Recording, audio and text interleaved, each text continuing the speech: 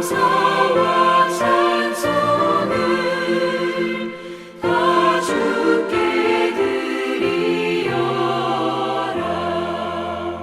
저 높은 곳에서 다스리시는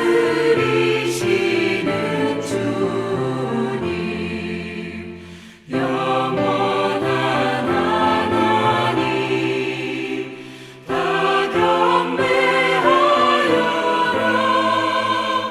전에도 이제도 장래도 영원히.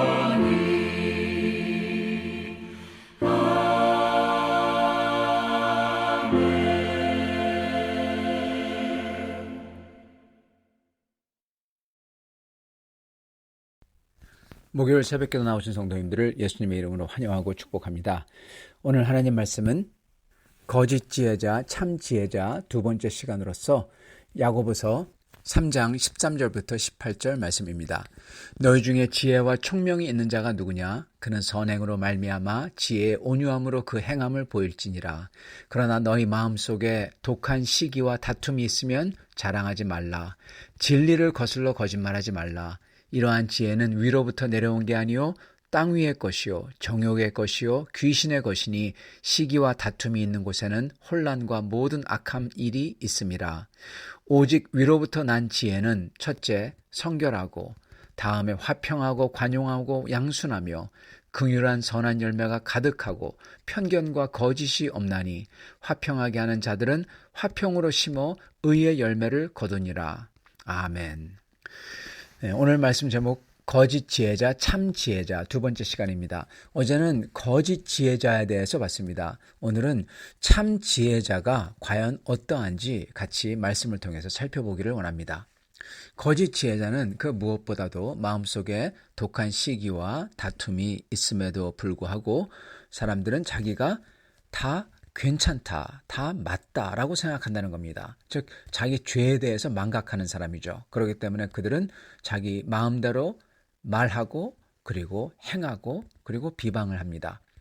그러나 참 지혜자는 그거와 정반대입니다. 우리는요, 오직 내가 괜찮지 않다고 생각할 때, 내가 옳지 않다고 생각하고 나는 항상 죄인이라고 생각하고 그래서 주님의 긍휼과 은혜가 필요하다고 생각할 때 그때서야 비로소 저희의 최선이 선한 게 나오는 겁니다, 여러분. 예. 이게 참 아이러니하지만은 그렇습니다. 내가 십자가 앞에서 내가 큰 죄인이고 그 은혜를 받았다고 내가 느낄 때야 비로소 선한 게 나온다는 겁니다. 그럴 때 저희는 양선을 할 수가 있어요. 자, 이럴 때 위로부터 난 지혜에 그런 사람에게 네 가지 특성이 있습니다. 첫 번째, 그렇게 자기를 생각하고 행하는 사람은 첫째, 그러한 지혜를 가진 사람은 첫째, 성결하다 하고 말씀하십니다. 17절, 오직 위로부터 난 지혜는 첫째, 성결하고. 성결해야 돼요, 여러분. 먼저. 암만 다른 게 있어도 성결이 빠지면, 거룩이 없으면 아무 소용이 없습니다. 암만 그게 다른 사람들을 위한다는 거고 그게 사랑이라고 하고 긍휼이다 그렇게 말해도 성결이 없으면, 거룩이 없으면요, 그 모든 게 전부 다 듣기 좋은 허울뿐인 것입니다. 반대로 암만 그게 정의다, 의다 그렇게 말해도 성결이 없으면, 거룩이 없으면 그것도 허울뿐인 것입니다. 성결함, 거룩함은 단 하나입니다. 그거는 주님의 뜻인 주님의 법과 말씀을 따르냐 아니냐 이걸로 결정됩니다. 주님의 법도와 말씀을 따르면 주님의 뜻을 따르는 거고 그게 성결된 거고, 그렇지 않으면 그거는 거룩하고 성결된 게 아닌 것입니다. 앞만 보기 좋고 앞만 듣기 좋고 앞만 그게 뭐라고 하더라도요. 아니 오히려 성결, 즉 공의, 진실됨 이거를 무시한 사랑이라는 것은, 사랑이라고 주장하는 거죠. 그거는 아주 악한 것입니다. 왜? 자기들이 사랑을 독점했거든요. 그리고 그 구호를 독점했어요. 자기들이 사랑을 정의해버리고 하나님의 말씀과 다르게 정의해버리고 그리고 자기와 다른 사람들은 전부 다 악이라고 규정하는 겁니다. 이게 심지어 이게 이게 종교 재판 또는 인민 재판하고 되게 비슷하죠. 사랑은요, 오직 거룩과 공의가 있을 때만 사랑이 이루어지는 겁니다. 여러분, 그게 바로 십자가예요.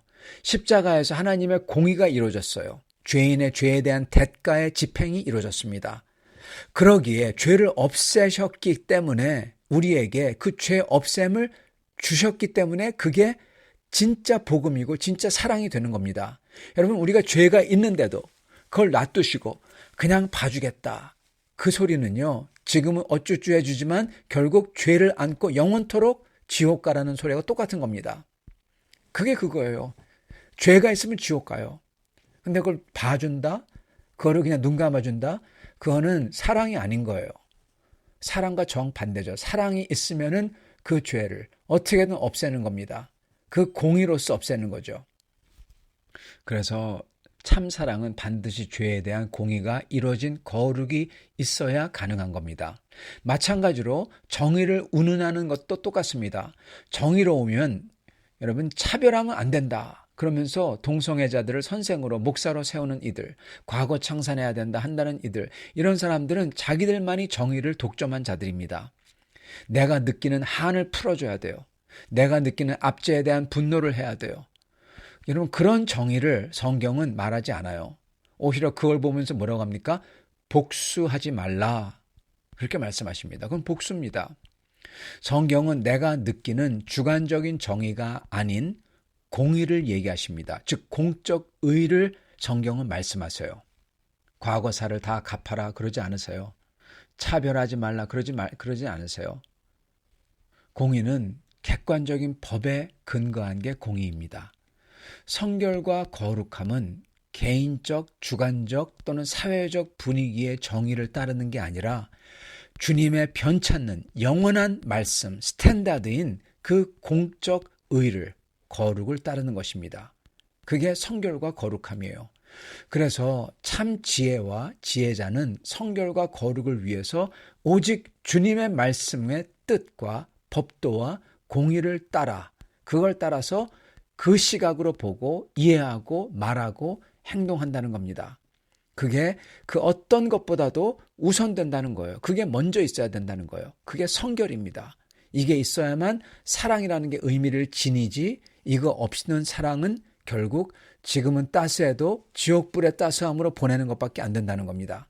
그래서 참 지혜와 참 지혜자는 17절 오직 위로부터 난 지혜는 첫째 성결하고 하시는 것입니다. 그래서 참 지혜자는 주님의 말씀을 따라 스탠다드를 따라 성결합니다. 거룩을 쫓습니다. 둘째, 참 지혜자는 다음에 화평하고 관용하고 양순하며 이렇게 기록합니다. 그 다음에 성결 다음에 화평하고 관용하고 양순하며, 즉 성결과 거룩한 다음에 오는 게 바로 화평을 만든다는 겁니다. 그러기 위해서는 관용을 베풀고 그리고 양순이란 말은 그냥 순하다는 게 아니라 선을 쫓는다라는 뜻입니다. 즉 성결과 거룩함 다음에는 화평을 만들기 위해서 관용을 베풀며 선을 쫓는다는 겁니다. 그리고 화평하려면 여러분 관용을 베풀 줄 알아야 돼요. 관용이라는 것은 용서가 포함된 것입니다. 남의 잘못을 용서할 수 있어야 되고 그리고 거기다가 원수에게 더 좋은 것을 주고 그에게 사랑을 베풀듯이 더 베푸는 것입니다. 그럴 수 있어야지 화평을 만들 수가 있어요. 다음에 화평하고 관용을 베풀며 그리고 선을 쫓으며, 선을 쫓는 겁니다. 그에게 원수에게 복수를 하려고 하거나 그에게 나쁜 것을 원하거나 그러는 게 아니라 그에게 오히려 선을 베풀고 악인에게 더 선을 하는 것. 여러분, 그게 하나님의 마음이고 모습이에요. 그걸 해야 된다는 것입니다. 그게 참 지혜자의 모습이에요. 그리고 세 번째로는 긍휼과 선한 열매가 가득하고 그렇게 말씀하십니다. 참 지혜자는 관용을 베풀면서 선을 쫓기 때문에 거기에는 선한 열매가 가득하다는 거예요. 다른 사람들 앞에서 선한 말을 하고 그리고 좋은 관계를 가지고 너그럽게 대해주고 오히려 섬겨주고 어려울 때 북돋고 도와주고 같이 지낼 때 거기에 다 주님께 향한 찬양과 감사가 저절로 묻어나오는 겁니다. 이게 열매입니다. 우리가 다른 사람들을 돕기 위해서는 결국 그들을 긍휼히 여겨야 되고 용서할 수 있어야 되고 관용을 베풀어야 되고 그런 분들에게 오히려 더 선하게 그리고 더 좋은 곳으로서 대해줘야 된다는 겁니다. 성도 여러분, 우리가 이렇게 할 수 있는 이유는 딱 하나입니다. 우리가 이걸 받았어요. 주님에게. 우리가 주님에게 원수되었을 때 주님은 우리를 위해서 십자가에서 죽으셨어요. 아직 원수되었을 때 우리가 회개하지도 않고 우리가 주님 앞에서 온전하지도 않은데 주님께서 우리를 위해서 십자가에서 죽어주셨습니다. 그러한 우리를 주님이 그렇게 사랑해 주셨을 때 우리는 그것을 받아 돌이켜서 회개하여서 주님께 나왔죠.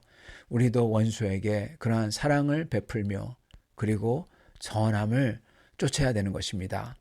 그럴 때 저의 모든 행동에서 선한 열매가 맺혀지는 겁니다. 끝으로는 편견과 거짓이 없나니 그렇게 말씀합니다. 참 지혜자는 편견과 거짓이 없대요. 즉 편견은 치우치는 겁니다.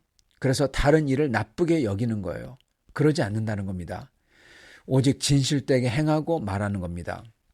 우리는 편견을 가지기가 아주 쉽습니다. 아니 사실은 시간이 지나면 우리의 죄성은 즉 마음속에 독한 마음과 시기와 다툼 같은 게 우리로 하여금 저절로 편견을 가지도록 만듭니다. 시간이 지나면 가만히 있어도 편견이 생기게 만들어져요. 왜냐하면 우리 속에 독한 마음과 다툼이 있기 때문에 내가 싫어하거나 미워하는 사람, 내가 시기하는 사람, 내가 더 그보다 우월하다고 생각하는 사람 이런 사람들을 향해서 우리의 죄성은 시간이 지날수록 점점 더 그들을 싫어하도록 시기하도록 자격지심을 갖도록 그러한 편견이 자라도록 만듭니다. 그게 저절로 커져요. 그래서 우리는 저절로 자라는 편견을 적극적으로 배제해야 되고 그 뿌리를 파내고 없애야 되는 것입니다.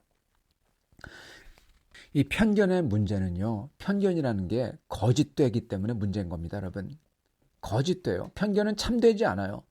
그래서 우리 자신이 거짓되지 않기 위해서는 주님 앞에 나아가 저희는 오직 십자가의 거룩과 사랑의 빛으로 내 편견들을 비춰봐야 됩니다. 혹시 내가 분을 내고 노여워하고 시기하거나 또는 자격지심을 느껴지는 대상이 있다면 여러분 그거 십자가 앞에서 비춰봐야 되는 겁니다. 그럴 때 우리가 얼마나 잘못되고 거짓된지 우리 눈에 보이는 거예요. 내 죄는 숨기고 다른 이들의 잘못은 크게 확대하는 거. 그 죄가 보이게 되는 겁니다. 이걸 보고 주님께서 뭐라고 하십니까? 형제의 눈에 티끌을 뺀다고 하지 말고 먼저 우리 눈 속에 있는 나뭇가지부터 빼라. 나무 토막부터 빼라. 그렇게 말씀하셨죠. 바로 이 뜻인 겁니다. 내 죄는 숨기고 다른 이들의 잘못은 크게 확대해서 보는 것. 그래서 미움과 질투와 자격지심의 편견이 점점 커지는 것. 이거를 보고 버리라는 겁니다. 그래야만 우리는 진실될 수가 있어요. 그리고 진실되지 않은 것은 거짓된 거죠. 그거는 마귀의 자식의 모습인 겁니다. 그렇기 때문에 우리는 반드시 진실돼야 되고 그러려면은 이러한 편견을 반드시 배제하고 버려야 되는 거고 그러려면 십자가 앞에서 우리의 분노하는 것과 우리가 노여워하는 것, 우리가 시기하는 것, 괜히 미워하는 것, 자격지심 이거를 비춰봐야 되는 겁니다. 주님의 빛을 거기에 딱 비추는 거예요. 레이저를 비추는 겁니다. 그러면 다 녹는 겁니다. 이게 참 지혜자의 모습인 겁니다. 사랑하는 성도 여러분, 이렇게 참 지혜자의 모습으로서 거짓 없이 우리의 죄된 모습을 인정하고 우리는 오직 성결을 쫓고 화평을 만들기 위해서 관용을 베풀며 선을 쫓고 우리의 죄된 편견에 십자가의 빛을 다 비춰서 다 녹이는 저희가 될 수 있기를 축원합니다. 같이 기도하겠습니다. 주님 감사합니다. 오늘 말씀을 통해서 참 지혜자의 모습을 알려주시니 감사합니다. 우리의 죄된 모습을 항상 십자가 앞에서 저희를 비추게 하시고 우리 속에 있는 모든 편견과 남을 향한 비방과 불만족과 불평과 불만이 다 녹게 하시고 나 같은 죄인을 위해서 십자가에서 피를 흘려주신 우리 주 예수 그리스도의 사랑과 그 은혜가 얼마나 큰지 내 빛을 항상 생각하며 주님 앞에 찬송하며 나아가게 축복하여 주옵소서. 이게 주님 앞에서 참 지혜됨을 믿사오며 우리 주 되신 예수님 받들어 기도드립니다. 아멘.